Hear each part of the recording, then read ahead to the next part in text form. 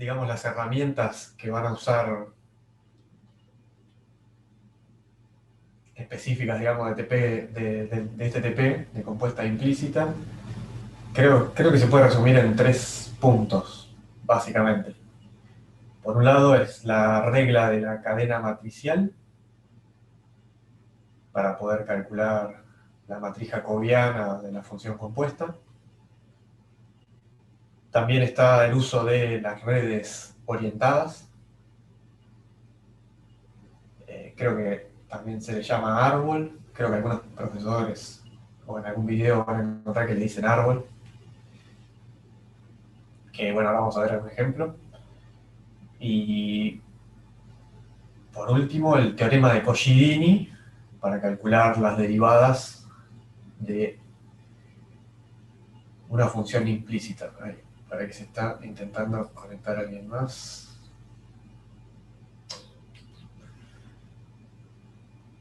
Ahí va. Eh, digamos que conceptos prácticos para este trabajo práctico o para esta unidad, esos serían los 3. No hay mucho más que eso. Obviamente después eh, influye todo lo que todo lo que vieron en las unidades anteriores. Bueno, nuevamente yo acá tengo algunos ejercicios de este trabajo, algunos ejercicios más o menos típicos, que yo considero por lo menos típicos. Bien. Si puedo achicar un poquito, porque yo mismo me tapo un poco. Ahí está.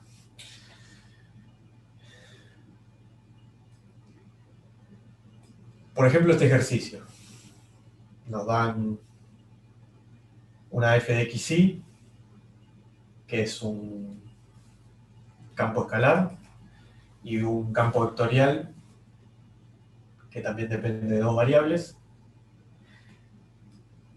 y que, bueno, la imagen también son vectores de 2 componentes. Ahí están las expresiones de ambos campos. Nos pide determinar el valor de A para que la composición f o g en 1, 1 tenga máximo crecimiento en la dirección de este vector.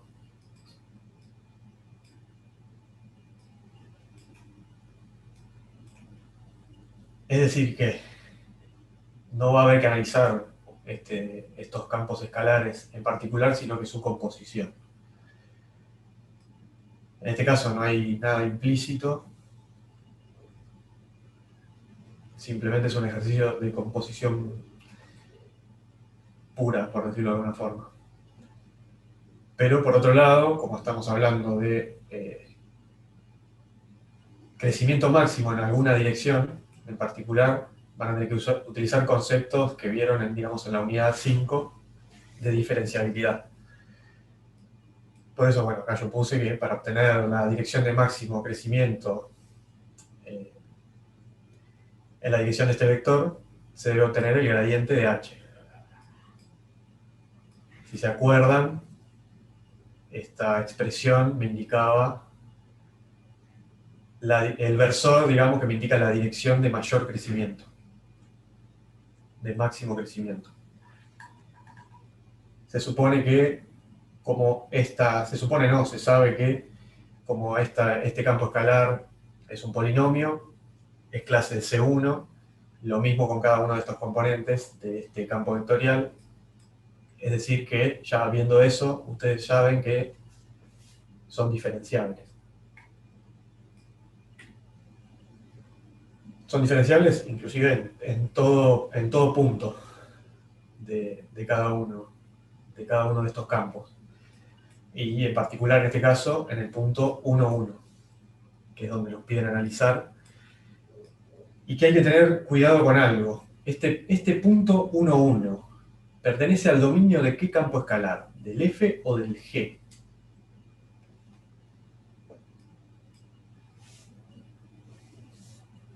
Esto es algo importante también a tener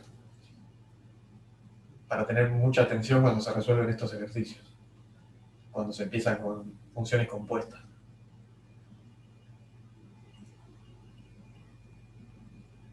Más allá de que pertenece al dominio de la composición, ¿no?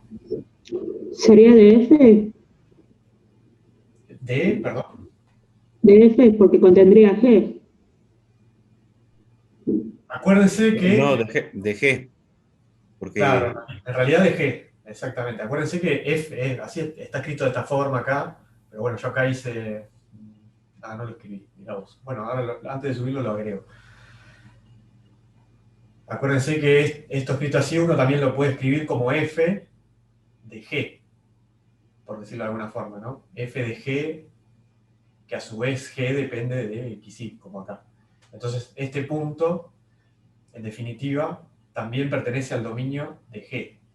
Uno introduce este punto en G, obtiene la imagen, y con esa imagen, que a su vez, como vimos ya recién, va a ser también un par de valores, este par de valores a su vez lo introduce en F. En este caso, por ejemplo, este campo escalar, otra forma de darse cuenta, aunque no en todos los casos, este campo escalar obviamente me da una imagen que es un único, justamente como el nombre lo dice, un único escalar. Entonces, si yo introdujera este punto 1, 1 acá, obtendría un escalar que a su vez no podría introducir en este campo vectorial, porque este campo vectorial tiene como dominio pares de valores. En este caso, uno se puede dar cuenta de esa forma. No siempre, porque esto podría ser otro campo vectorial y que fuera también de R2 en R2 de esta misma forma y se podría hacer la composición en cualquiera de los dos sentidos. Sin embargo, acuérdense de esto, que de acuerdo al orden en que se escribe, G es lo que se introduce en F para obtener H, digamos. No sé si quedó claro eso.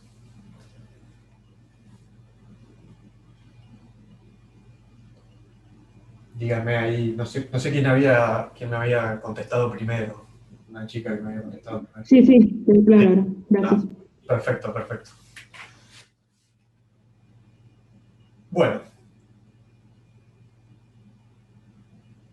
hay, para este primer paso, que es obtener el gradiente de H en 1,1, hay dos formas de proceder. Que una es la primera que hice acá, que es, por ejemplo, realizar esa composición. ¿Cómo realizamos esa composición? Nuevamente, volvemos a las expresiones de los campos. Es introducir este valor, esta primera componente de la imagen de G en X y esta componente de la imagen de G en Y. Entonces me va a quedar X más Y al cuadrado y AI al cuadrado más 1, que es la composición que yo hice acá abajo. Después, una vez realizada la composición, directamente, como me queda un campo escalar, obtenemos el gradiente de ese campo escalar, derivando como para obtener cualquier gradiente.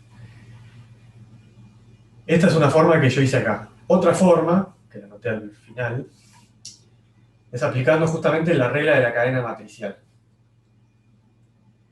En este caso, como sabemos que H, además de F, que acá puse solamente F, pero H también es un campo escalar, F es un campo escalar y G es un campo vectorial. Por lo tanto, para H y para F, la matriz jacobiana en realidad es un gradiente, que es lo que puse acá.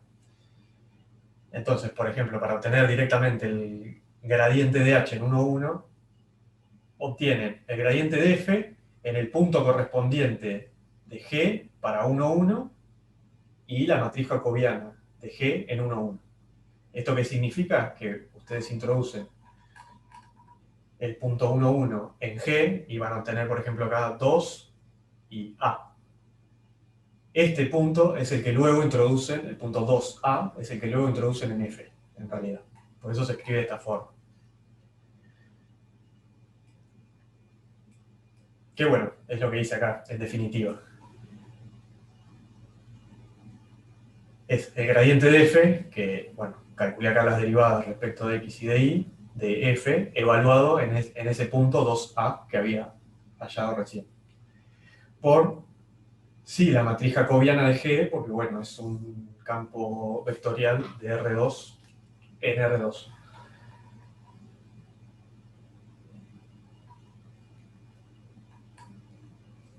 Que bueno, es hacer la derivada de la primera componente respecto de x, después la derivada de la primera componente respecto de y, después la derivada de la segunda componente respecto de x, la derivada de la segunda componente respecto de y.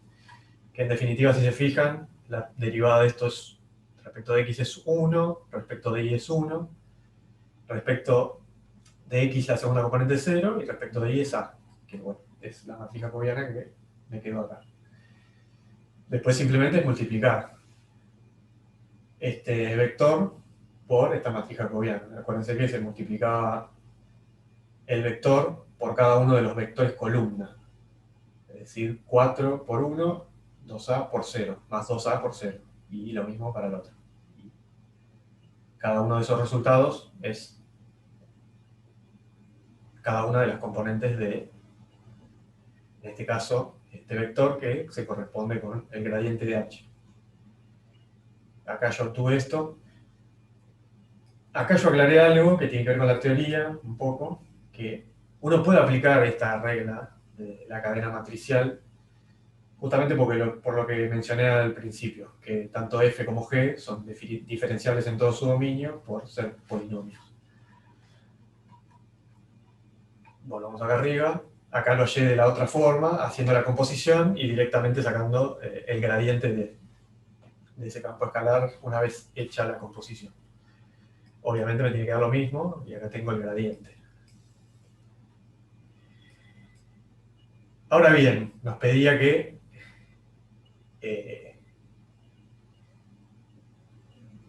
en ese punto 1, 1, acuérdense que estamos hablando de un punto en particular,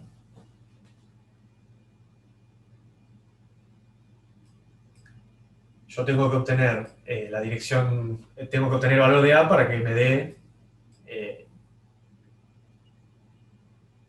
el máximo crecimiento en ese punto en la dirección de este vector B. Entonces planteo una proporcionalidad entre ambos vectores. Acuérdense que el gradiente, siendo positivo, me indica, siendo positivo, digamos, acá en la fórmula, porque cada una de las componentes puede tener un signo positivo o negativo. Pero bueno, ahí en la fórmula me indica la dirección de máximo crecimiento. No hace falta en este caso trabajar con el versor, porque bueno, digamos que la proporcionalidad se plantea tanto entre versores como en vectores de cualquier norma. ¿Se entiende por qué se plantea esto así?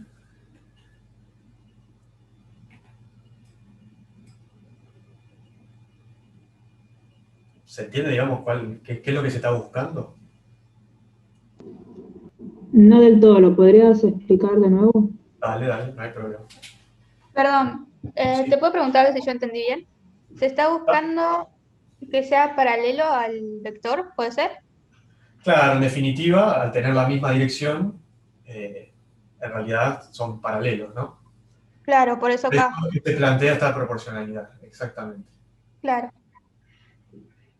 Genial, gracias. Ahora, acuérdense que lo que uno está buscando es encontrar este valor de A para que estos vectores sean paralelos. ¿Por qué? Porque al yo darle un valor de A que sea paralelo a esto, yo estoy diciendo que en el punto 1, 1 obtengo el máximo crecimiento en la dirección de este vector, 5, 7. ¿Por qué? Porque estos dos vectores son paralelos. ¿Cómo planteo ese paralelismo? Con esta constante de proporcionalidad. Perdón, igualarlo estaría mal, ¿no? ¿Cómo, perdón? No, sí, claro. No, no, nada, nada, no, una estupidez. Sí, ojo que igualando Se puede uno... igualar los versores, ¿no? No, pero me queda, estaba viendo, pensando lo mismo, pero queda 4 igual a 5. Entonces no tendría sentido eso. Y de nuevo, ojo que en realidad estos vectores, como les dije al principio, tienen normas, cualquier norma, digamos. Entonces, lo correcto es plantear la proporcionalidad.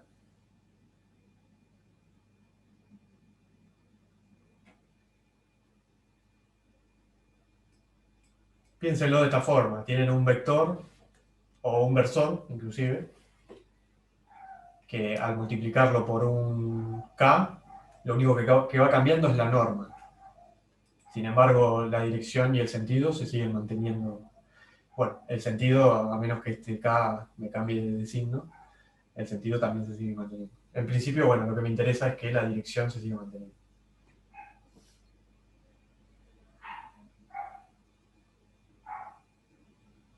¿Se entiende? ¿Ahora? ¿Quién, quién me había Sí, preguntado? sí, sí. Sí, sí, ahora se entiende. Ok, ok.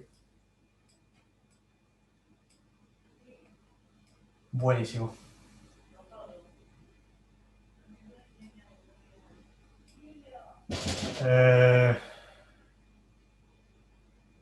Bueno, justamente, al plantear esta proporcionalidad, en definitiva esta igualdad se traduce en estas dos igualdades. 4K igual a 5 y 4K más 2K al cuadrado igual a 7. De la primera expresión saco el valor de K, 5 cuartos. Y bueno, con la segunda obtengo, resolviendo esta ecuación, obtengo A igual a 2 sobre raíz de 5 e A igual a menos 2 sobre raíz de 5. Es decir que, en realidad, yo le puedo dar dos valores diferentes a A para que estos dos vectores sean paralelos, lo que significa que en el punto 1, 1 voy a tener máximo crecimiento en la dirección del vector 5, 7.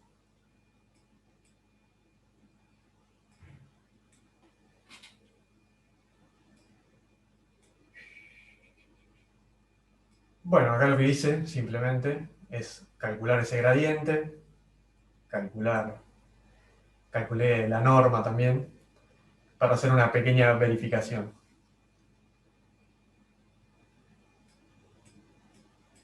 Obtuve este versor, que fue algo que creo que me dijo Darío, creo. Obtengo el versor de esta, que se corresponde a esta dirección. Y después, para chequear, obtuve el versor también de B. Si se fijan, los versores coinciden. Porque, bueno, justamente, tienen que tener la misma dirección y sentido.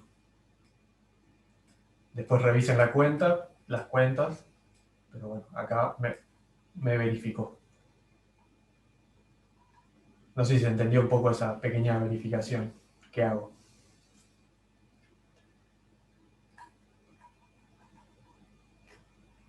Mi gradiente es este vector, 4, 28 quintos. Obtengo el versor correspondiente a este vector, sacando la norma, me queda este resultado, 5 sobre raíz de 74 y 7 sobre raíz de 74.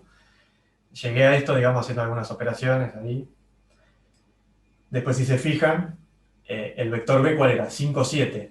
La norma del vector b es 5 al cuadrado más 7 al cuadrado, raíz de 74. Por lo tanto, el versor va a ser también el mismo. 5 sobre raíz de 74 y 7 sobre raíz de 74. ¿Se entiende? Sí, se entendió. Perfecto. Ojo con igualar los versores directamente, justamente por estas cuestiones que aparecen, estas raíces, qué sé yo. Digamos que las ecuaciones se empiezan a complicar. Es preferible plantear la proporcionalidad directamente con los vectores, así como se dan de entrada, o con este vector en este caso que lo obtuvimos. Ya con las raíces las ecuaciones se empiezan a complicar un poco para resolver este sistema de ecuaciones, digamos.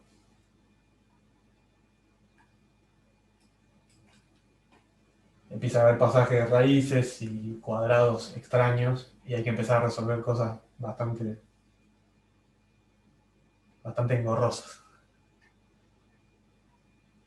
Bueno, esto lo vimos ya. Dígame si quedó alguna duda y subo nuevamente. Si no, paso a otro ejercicio.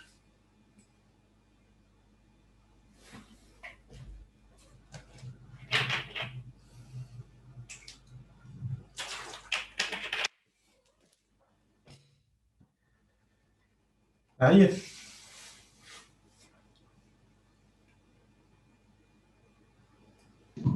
No hay dudas. Ok, buenísimo. Bueno, este ejercicio pide hallar los puntos del hiperboloide de una hoja que tiene esta ecuación, donde el plano tangente es paralelo al plano de ecuación z igual x menos y. Este es un ejercicio, digamos, puro de función implícita. ¿Por qué? Porque no hay forma, digamos, de despejar acá ninguna de las variables para que me quede un campo escalar en función de, por ejemplo, en este caso, si despejara x en función de y z o cualquiera de las otras combinaciones. ¿Por qué? Porque al pasar el cuadrado me queda o más o menos la raíz de todo el resto. Entonces, en este tipo de ejercicios siempre hay que definir una función aumentada, que bueno, acá la llamé u mayúscula, que va a depender, sí, de las tres variables. Un detalle importante, siempre acuérdense de escribir esto. Que esta función se define, pero que vale 0.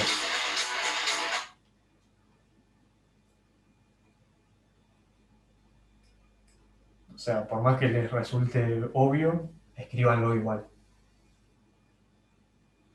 Porque bueno, una de las condiciones ahí en el teorema de Cauchy-Dini es justamente que esta función vale 0.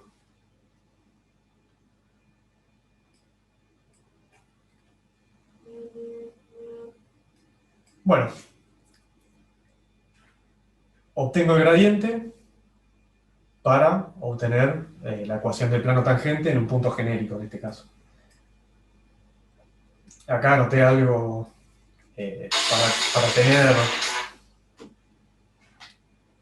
para tener, digamos, lo más claro posible, que es que el gradiente es perpendicular, en este caso, a las superficies de nivel.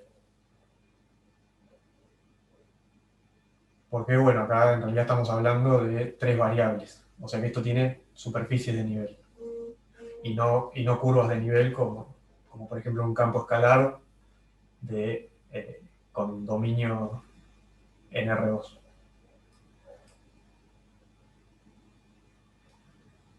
Esto traten de tenerlo también presente todo el tiempo.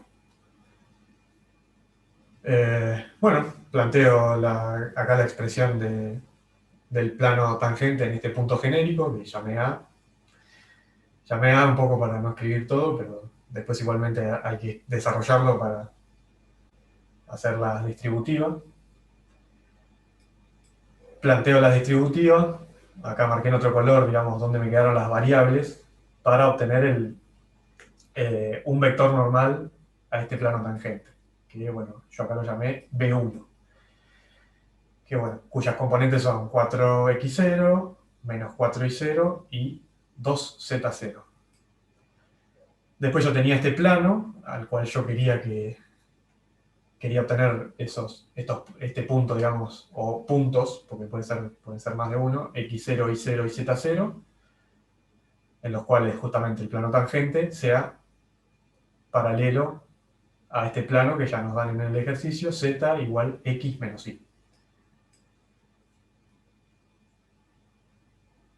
El vector normal de este plano lo escribo acá, 1, menos 1, menos 1. Acuérdense que para sacar el vector normal de un plano pasen todas las variables hacia uno de los dos lados de la igualdad. Yo acá, por ejemplo, pasé la z para este lado y me queda 1, coeficiente de esta variable, menos 1, y como el z pasó negativo, también menos 1. Nuevamente, como deben ser paralelos, las componentes tienen que ser proporcionales. Si yo establezco el paralelismo entre los vectores normales, estoy estableciendo el paralelismo entre los planos a los cuales pertenece, digamos, cada uno de estos vectores normales. Perdón, ¿puedo hacer una pregunta antes? Sí, sí. Ahí pusiste 4x0 menos 4y0, 2z0. Sí, Eso los valores los sacaste multiplicando el vector que te dio al principio, todo por 2, ¿no? ¿Se entendió la pregunta? el procedimiento fue el siguiente. Yo había definido esta función u grande, digamos, obtuve el gradiente de esta función derivando respecto de cada una de las variables Sí. y obtuve este gradiente. Me Ah, asumo un punto genérico en el cual yo evalúo el gradiente. Por lo tanto, este gradiente va a ser 4x0 menos 4y0, 2z0. listo, lo tuviste derivando cada una de las variables. Claro, el gradiente, acuérdense de eso, que tienen que derivar el campo escalar respecto de x, respecto de y y respecto de z. Ahí está, me había olvidado yo. Listo, gracias. No hay problema, no hay problema. Entonces, bueno, con el gradiente evaluado en ese punto, multiplicando por un vector genérico, digamos, x y z, menos el punto en cuestión, que es esto que escribí acá, x menos x0, y menos y0, z menos z0, obteníamos el plano tangente en este punto justamente x0, y0, z0. Y habiendo hecho esta multiplicación escalar, este producto escalar, digamos,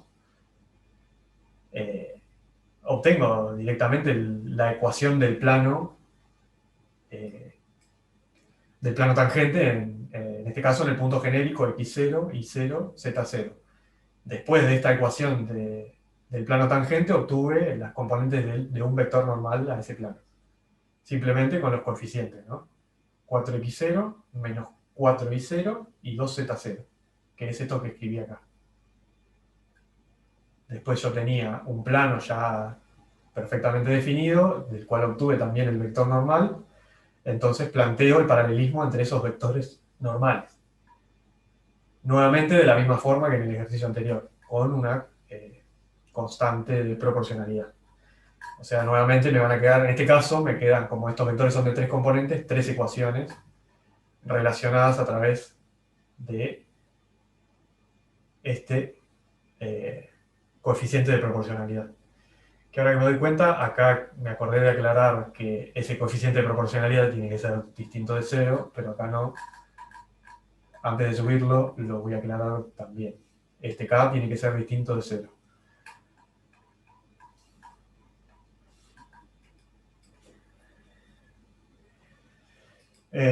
Bueno, planteo. Por ejemplo, acá tengo que x0 es igual a lambda sobre 4, y 0 de la segunda ecuación también es igual a lambda sobre 4, y z0 es igual a menos lambda sobre 2. Acá es donde tienen que estar atentos y recordar que este x0, y0, z0 es un punto del hiperboloide. Si es un punto del hiperboloide, tiene que satisfacer la ecuación del hiperboloide. Esta ecuación. Por lo tanto, sustituyo x y z en cada uno de los lugares correspondientes en la ecuación del hiperboloide. Y ahí obtengo una única ecuación, digamos, con una única incógnita, que es esta constante lambda de proporcionalidad. Resuelvo la ecuación y obtengo que lambda puede ser 2 o menos 2. Por lo tanto, si lambda vale 2, por ejemplo, tengo el punto 1 medio menos 1, y si lambda vale menos 2, menos 1 medio, 1. En definitiva, estos dos puntos que hallé son los dos puntos para los cuales el plano tangente al hiperboloide en esos puntos es paralelo al plano que nos dieron al principio. Z igual a X menos Y. ¿Se entendió?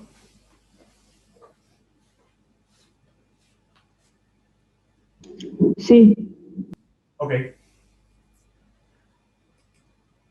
Si alguien tiene una duda, nuevamente me dice y vuelvo para arriba. No hay problema.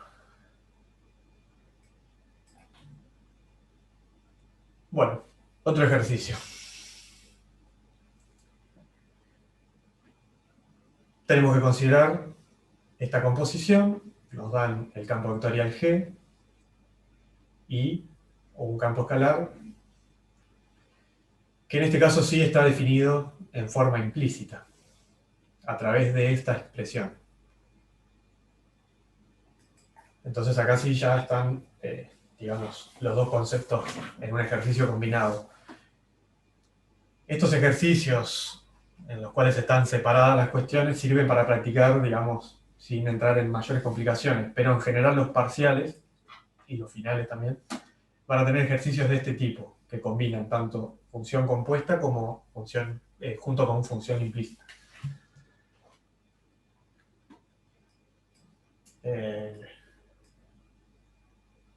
Bueno, nos dan estas dos expresiones, nos dicen que se hace una composición, y nos pide demostrar que esta composición satisface esta ecuación de acá. Y bueno, nos dan este dato, que resolviéndolo, al principio lo usé y me di cuenta de que en realidad no servía para nada. El tema de este caso es que nos piden demostrar, más allá de que acá nos den un valor, un punto en particular de esta función, nos pide demostrar en general, porque acá no nos están diciendo que satisface la ecuación en H0, en H para el valor 0, sino que nos dan una ecuación genérica. Así que, a menos que haya copiado mal el texto, que creo que no, porque lo volví a revisar, hay que verificar, digamos, para I genérica y no para un punto en particular. Sin embargo, puede ser que lo pidan para un punto en particular y ahí, bueno, habrá que evaluar en este X0, que vale 0 en este caso.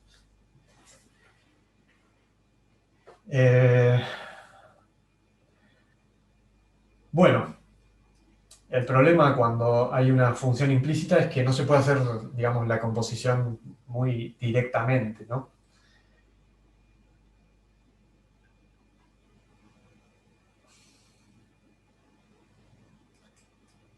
Siempre para estos casos, a mí me suele ser más fácil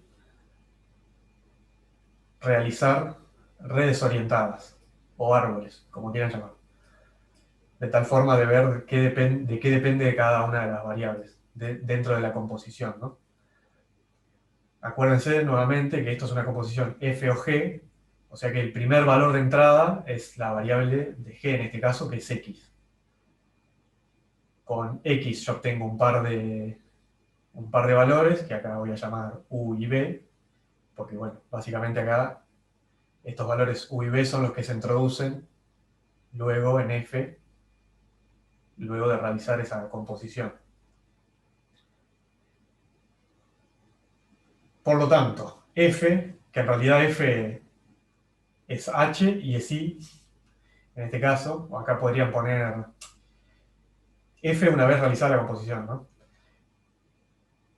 Acá podrían poner h o i directamente para evitar ese tipo de confusiones que a veces se generan. Y directamente, por eso es que h depende directamente de x. Uno, el primer valor que introduce es x y obtiene el valor de la composición, en definitiva, ¿no? A través de todo este proceso. Esto nos sirve para poder plantear, la red orientada nos sirve para poder plantear la derivada. Que como en esta ecuación me aparece y me aparece la derivada de i, yo lo que debo hacer es justamente obtener este valor de la derivada de y para poder verificar esta ecuación, ver si se satisface. Entonces, siguiendo la red orientada, para obtener la derivada de esa composición, que bueno, en este caso, esto la verdad que es una especie de abuso de la notación, porque h siempre depende de i, y puedo poner la derivada con la d, y no con no sé cómo, no me recuerdo cómo se llama esta letra, pero bueno, no hay problema, pero digamos, con la D común y corriente se podría escribir ahí porque solo depende de una variable. Un detalle nada más. Bueno, para obtener la derivada, que en este caso, esta derivada justamente es y', ¿no? Lo que estoy tratando de buscar. Va a ser la derivada de f respecto de u por la derivada de u respecto de x, más, y ahí sigo el otro camino, la derivada de f respecto de b por la derivada de b respecto de x. Esta red orientada es muy simple, pero puede pasar, por ejemplo, que a su vez u y b pudieran depender de otra variable y. Entonces habría, para obtener la derivada de h respecto de x, tengo esos dos caminos, y para obtener la derivada de h respecto de y tendría otros dos caminos que me llevarían ahí. Cuando las redes empiezan a complicar, lo que tienen que ver es eso, seguir todos los caminos posibles hasta la variable respecto de la cual yo quiero obtener la derivada. En este caso son dos caminos, por eso me aparecen dos sumandos. La derivada de f respecto de u por la de u respecto de x, y el otro camino también. Son estos dos términos.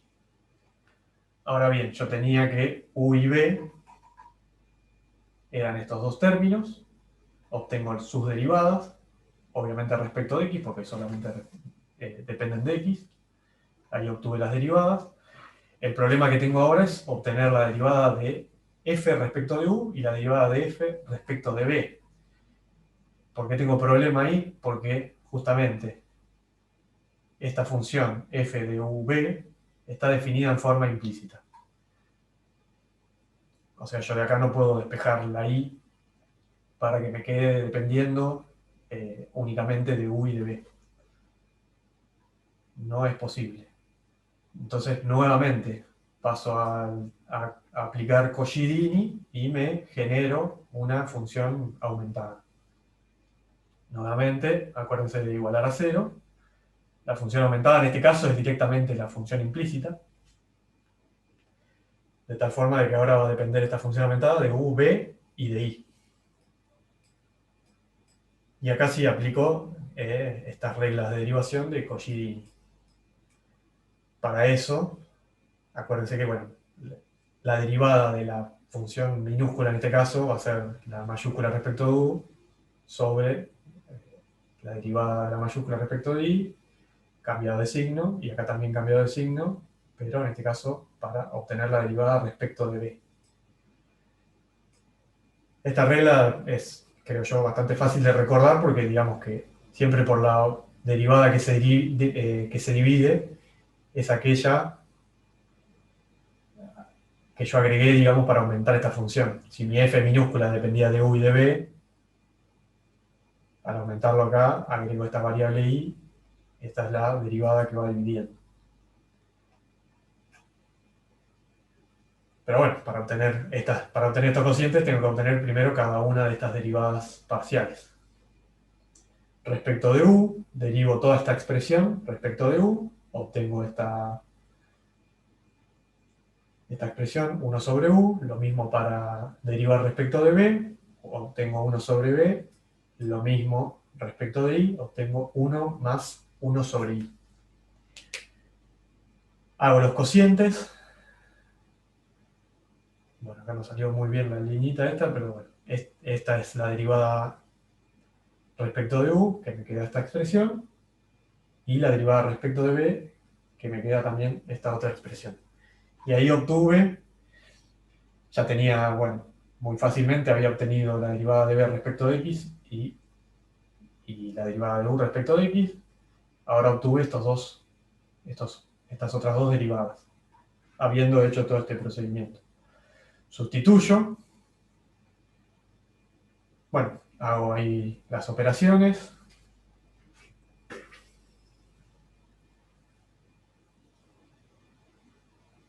Bueno, acá finalmente aclaré esto que venía diciendo antes, de que h' es i' directamente.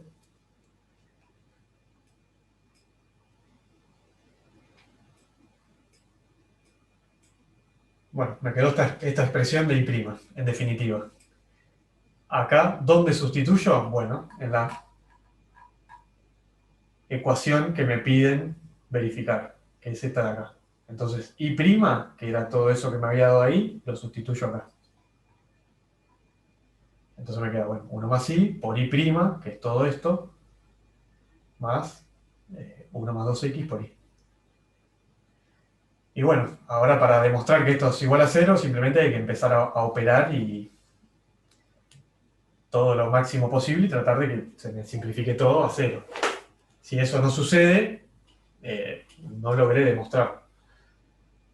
Se supone que cuando te dan el ejercicio así, uno va a llegar a que, operando esto, a que, bueno, toda esta expresión me dé 0. Acá el primer paso que hago es sacar factor común, u por b por 1 más i, o i más 1, que es lo mismo. Saqué acá factor común, de tal forma de que esto se me cancela. Y acá también, nuevamente, hay que estar atento a este detalle del principio. Que u es igual a e a la x y b es igual a e a la x al cuadrado. Entonces, bueno, lo que yo hice acá es esta e a la x que aparece acá, la sustituí por u, y este e a la x al cuadrado la sustituí por b. De tal forma de que, bueno, puedo cancelar a su vez u por b. En definitiva me queda acá menos i, menos 2x i, más, haciendo la distributiva acá, i más 2xi. Se me cancela todo, satisface la ecuación. De esa forma demostré justamente que satisface la ecuación. ¿Alguna duda? En estos ejercicios tienen que tratar de ser muy ordenados a la vez de no perder el objetivo de lo que se está pidiendo. No hacerlo tan mecánicamente, digamos, pero sí ordenadamente. Profe, ahí en la otra variable era b igual a la e elevado a la x al cuadrado o e Sí. a la x al cuadrado. No, es e a la x al cuadrado. Si fuera e a la x al cuadrado, esto estaría entre paréntesis. Dale. Y si fuera así el caso, ¿puedo reemplazar w por b al cuadrado? W por b al cuadrado. Creo que Ojo era la que yo otra, definí. la b era el... perdón, u, sí, se puede reemplazar b por u al cuadrado, si fuera... B es toda la expresión que esté acá, sea cual sea. Listo. ¿Qué? Porque cuando yo hago la composición, lo que me dio acá, lo encajé acá en la F, y lo que me dio acá, sea cual sea la expresión, lo encajé acá en la B. Pero O sea, si la tenés expresión dos que está veces, acá es U y la expresión que está acá es B. Al claro, hacer la pero composición, sí, ahí lo está que él hablando. decía es que si e a la x, que está en b, Sí. está entre paréntesis y eso elevado al cuadrado, se podría poner u, u al cuadrado. Digamos que sería rebuscar un poco el ejercicio innecesariamente, porque de nuevo, sea lo que sea que tenga acá, y sea lo que sea que tenga en esta otra expresión, son los valores que una vez que yo sustituyo la x, por ejemplo, supongamos justamente, la x vale 0. Sustituyo acá por 0, sustituyo acá por 0, obtengo u y obtengo b. En este caso, bueno, va a ser 1, 1, 1. Este 1 vale u y este 1 vale b. Entonces yo voy a meter acá 1, 1 para obtener en definitiva el valor de h. que si se fijan da 1, sustituyendo acá en esta expresión, porque me queda logaritmo de i, y acá me queda i menos 1 más logaritmo de i igual a 0. El único valor que satisface es 1, para que esto dé 0 igual a 0. Sí, no se compliquen con esa búsqueda de relaciones, porque en definitiva lo que yo necesito es saber cuánto vale u, cuánto vale b, sean las expresiones que sean, obtener sus derivadas, que lo que había que estar atento en este caso era que justamente esos valores después acá me volvían a aparecer.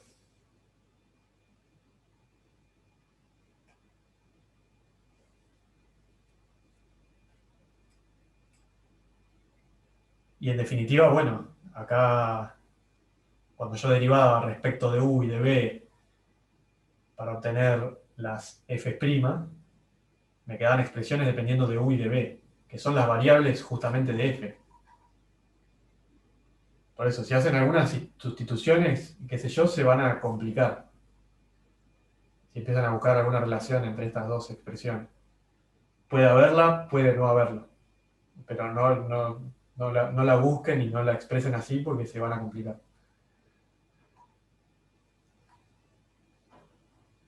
No sé si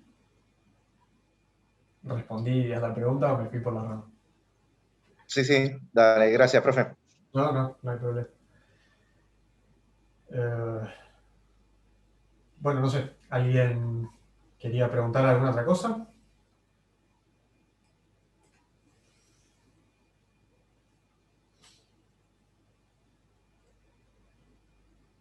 Si no, paso a este otro ejercicio. También bastante típico de parcial,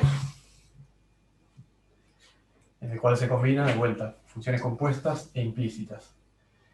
Nos dan esta ecuación que define implícitamente a la función f en este caso. Nuevamente, la define implícitamente porque no hay forma de despejar u y que me quede dependiendo nada más que de x y de y. Bueno, ahora sabemos además que estos puntos x y pertenecen a la curva que tiene esta ecuación, que bueno, en definitiva es una función vectorial, ¿no? Al decir esto, lo que te están definiendo ya directamente es una composición, porque los puntos que introduce en esta función f son los puntos que obtiene de esta función, que creo que yo llamé g al final, sí. Yo terminé llamando g porque, bueno, no sé, no me gusta así la x mayúscula. Me suena un poco extraño. Pero bueno, no está mal definirlo así porque en definitiva uno obtiene pares de valores x, y, que a su vez introduce acá. Entonces, en definitiva, lo que está haciendo es una composición f o g. Esta composición va a depender de t, porque es el primer valor que se introduce acá para obtener los pares de valores x, y, que a su vez luego se introducen en u. Nuevamente, es importante tener bien ordenado eso. Y a su vez tener presente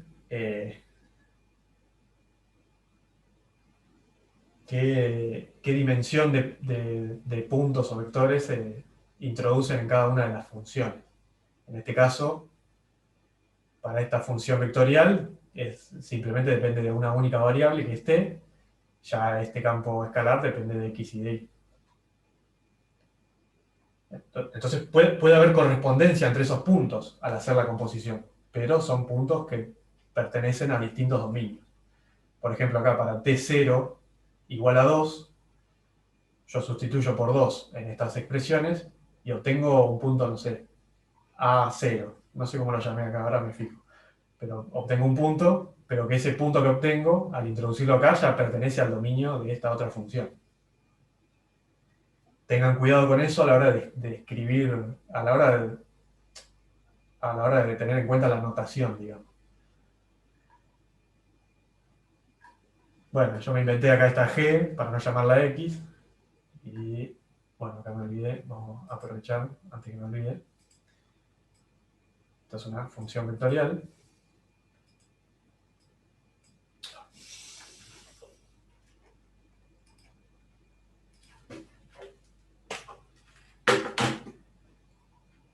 Y bueno, justamente lo que hago es esa composición, ¿no? F o G. Y acá también me olvidé el cosito.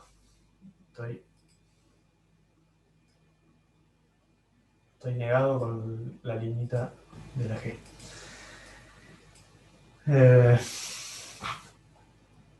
Bueno, escribí esto para que les quede claro de qué se trata esta U, ¿no? Que es una, en definitiva, es una composición directamente. Bueno, lo que les decía antes, ¿no? Para este punto T0 igual a 2, obtengo X0 e Y0, sustituyendo en cada una de las componentes esta.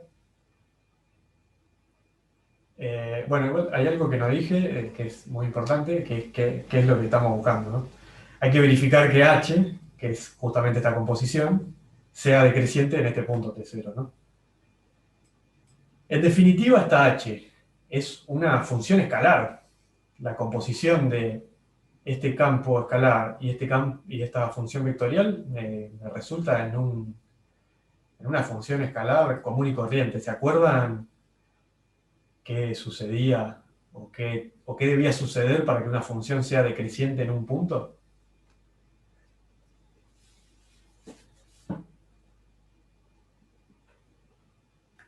La función escalar.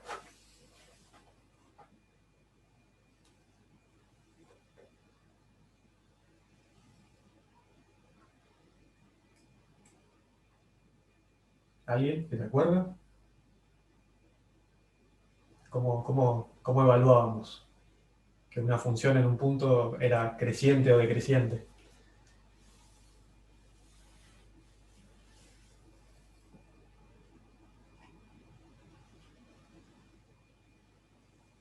Que alguien que tire y pegue, por favor. No estoy segura, pero puede ser que antes debería tener como el máximo y después empezar a bajar, ¿puede ser? Sí, exacto. ¿Y cómo lo Ah, evaluaba? Como yo sabía en un punto cualquiera que era decreciente. ¿Qué hacía? ¿Qué hacían en eh, análisis 1? buscábamos el máximo local, No, no es necesario. evaluarlo un poco más atrás, ¿Cómo? ¿Cómo? No escuché lo último. ¿Evaluando qué? evaluarlo un poco más atrás de lo que estamos buscando. Mm, sí, es algo así, pero llevado ya Claro, yo te lo digo en palabras. a la teoría, digamos, de evaluar en un diferencial, en un diferencial de X. Claro, ¿Cómo evaluábamos en un diferencial de X? ¿Qué hacíamos?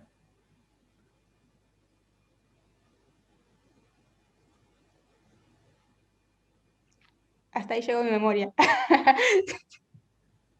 Me preocupa que no sepan esta pregunta porque, digamos que los conceptos de análisis 2 que vieron hasta ahora, de derivabilidad y diferenciabilidad, tienen que ver con un poco con esto también.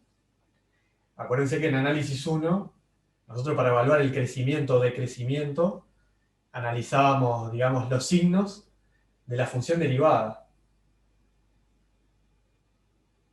Nosotros teníamos una función, la derivábamos, así genéricamente, aplicando la regla de derivación, y de esa función derivada evaluábamos los signos. O sea, encontrábamos los ceros, etcétera, etcétera, y evaluamos en cada uno de los sectores que se me generaban los signos de esa función derivada.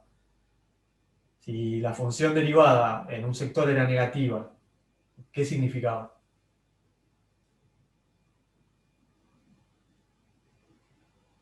O si era positiva, ¿qué significaba?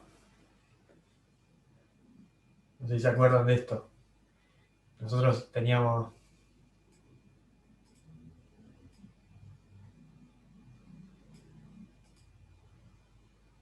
Supónganse que acá tenemos el cero de una función, de la función derivada.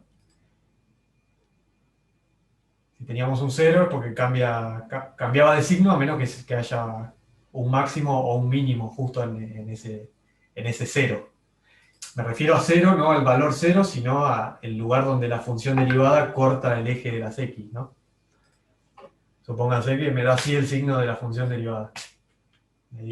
Y supónganse que este valor es 3, no sé, el cero de la función derivada es 3, por decir cualquier cosa. ¿Dónde está la manito?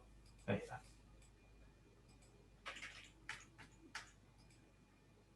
¿Qué pasaba acá con la función? Yo evalúo el signo de la función derivada para saber qué pasa con la función.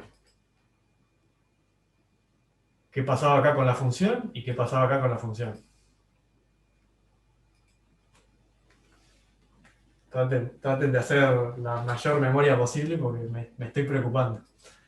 Cuando la derivada era negativa, la función era decreciente. Exactamente. Eso mismo. Cuando la derivada es negativa, la función es decreciente y cuando es positiva, la función es creciente. Y en un cero, ¿qué pasaba? Punto máximo.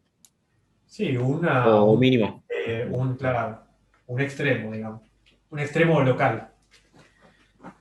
Que podría ser un máximo absoluto, un mínimo absoluto o no, o local. Bueno, peguen una repasada a esto porque también en análisis 2 van a ver el concepto de ceros locales y tiene que ver un poco con esto. Acuérdense de eso, que cuando era decreciente, el signo de la derivada es negativo y cuando era creciente, el signo de la derivada es positivo. Entonces, en definitiva, como estamos analizando si h es decreciente, que h es una función escalar, lo que me tiene que dar la derivada de h en este punto es un número negativo para que sea decreciente. ¿Está bien?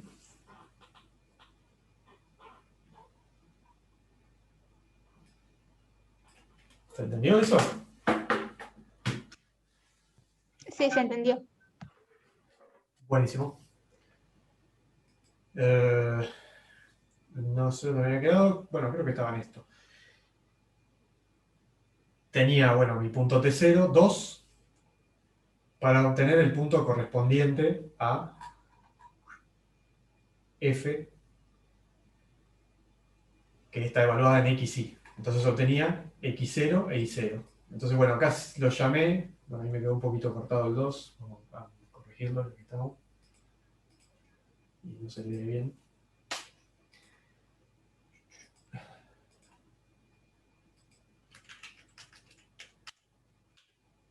2.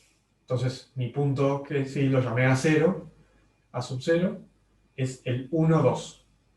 Este es el punto que yo tengo que introducir en la expresión de U en este caso, o F, para obtener a su vez un U sub 0. Que en realidad el U sub 0 es lo que vale la función para 1, 2. Es decir, yo introduje en G el valor 2, obtuve la imagen que es 1, 2. Este punto a su vez por la composición la introduzco en F y obtengo la imagen que va a ser U. Este U sub 0.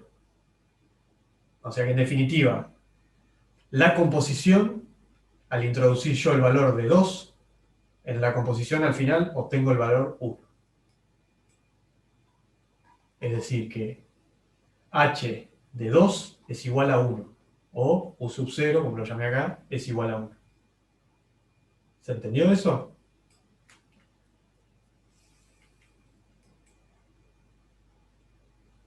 Es, digamos, hacer el procedimiento de la composición para un punto en particular.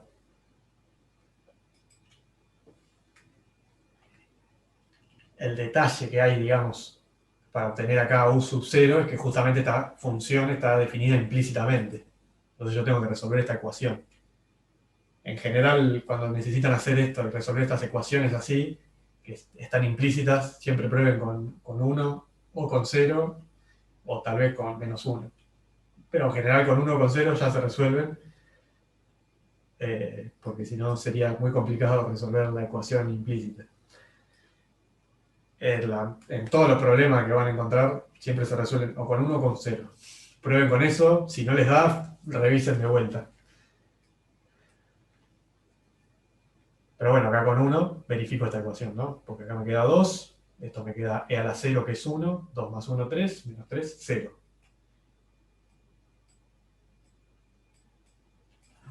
Y bueno, lo que les decía de que estén atentos con la notación es cuando plantean justamente acá la red orientada.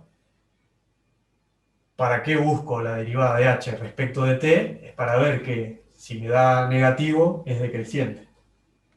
¿Por qué? Porque esto es la derivada de h, que, como habíamos dicho, es una función escalar. Esto es medio redundante, escribirlo así con este símbolo, como les dije antes, pero en definitiva es una derivada de una función escalar común y silvestre. Planteo nuevamente acá la red orientada para hacer esta regla de la cadena. Y tengo que ahora encontrar cada una de estas componentes. Vamos por partes. Teníamos esta expresión y esta expresión implícita. Cuando yo quiera encontrar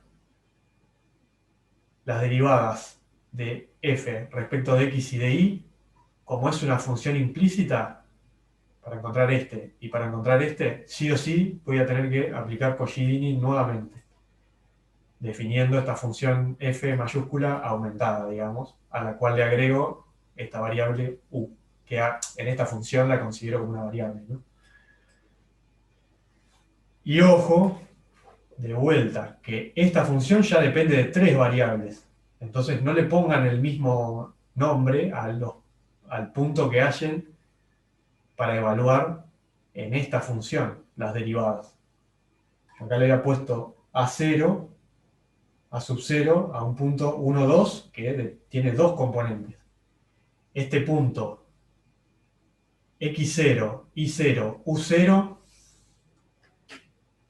depende de 3 componentes. No confundir este punto con el punto anterior. Este punto 1, 2, 1 no es lo mismo que este punto 1, 2, porque no están ni siquiera en la misma dimensión.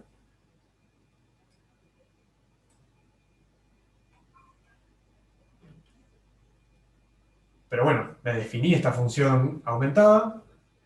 Este punto igualmente lo obtengo en base a este 1, 2, que va a ser el 1, 2 y el punto correspondiente de u, que ya lo habíamos hallado, que es 1. Entonces este punto aumentado también va a ser el 1, 2, 1.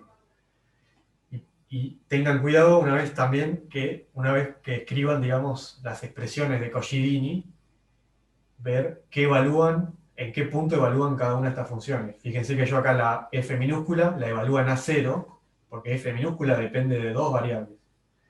Y f mayúscula la evalúo en A porque A depende de 3, porque bueno, f depende de 3 variables y A está definida, es un punto de 3 componentes. Entonces, para obtener la derivada de f respecto de x en A0, yo tengo que hacer las derivadas de f mayúscula o f aumentada respecto de x, respecto de u, respecto de y, pero evaluadas en el a aumentado. ¿Queda claro eso? Eso también es un error muy común, confundirse en dónde están evaluando esto. A pesar de que a veces ponen esto, después terminan sustituyendo X e Y nada más y no saben de dónde sacarlo, qué sé yo, es porque se confunden en tener en cuenta en qué dimensión se evalúa cada cosa. No sé si quedó claro eso.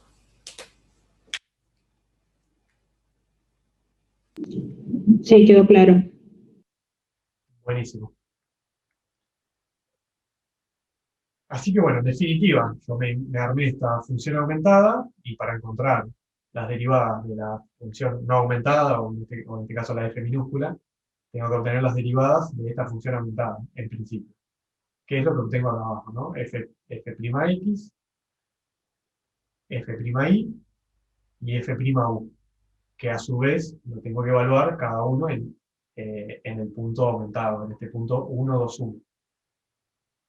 Acá yo hice, bueno, evalué en esos puntos y me dio 2, 2, 4.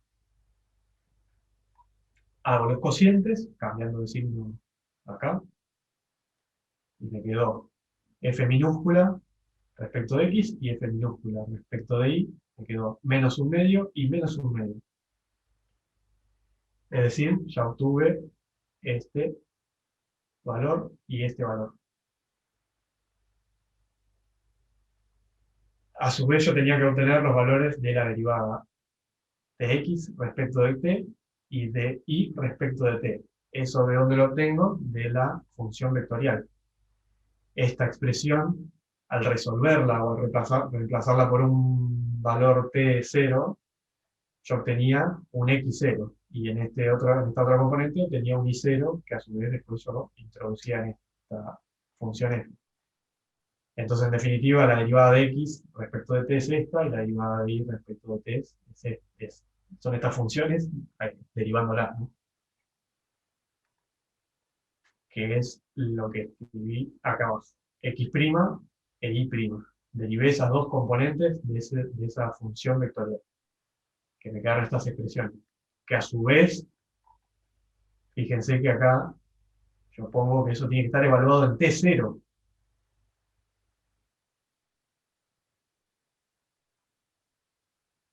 Que para nuestro caso era 2.